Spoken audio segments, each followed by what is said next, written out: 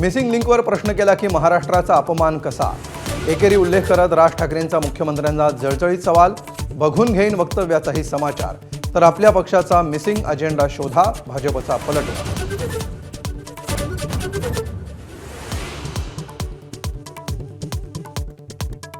शिंदेंसोबतच्या भेटीवरून संजय राऊतांचा शरद पवारांच्या विश्वासार्हतेवरच सवाल.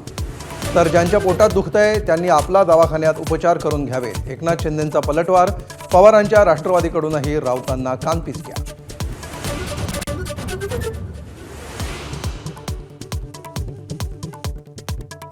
शिवसेनेच्या म्हात्रेपाठोपाठ भाजप नगरसेवक सूरज मामनेच्या गुंडगिरीनं खळबळ. महाडमध्ये मुख्याधिकाऱ्याला शिवीगाळ आणि मारहाण. गुन्हा दाखल होऊनही बामनेवर अजून अटकेची कारवाई नाही.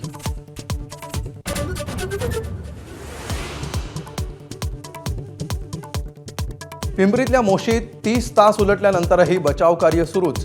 14 जण सुरक्षितपणे बाहेर, एकाचा मृत्यू. तर काही जण अजूनही ढिगाऱ्याखालीच. बचावासाठी प्रयत्नांची शर्थ.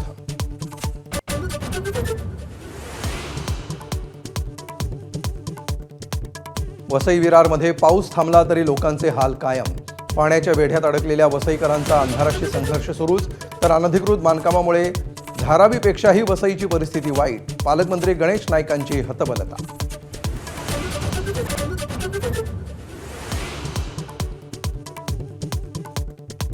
मराठवाड्याच्या परभणी, हिंगोली, नांदेड जिल्ह्यात रात्रभरात 4 भूकंपाचे धक्के. अनेक घरांची मोठी पडझड.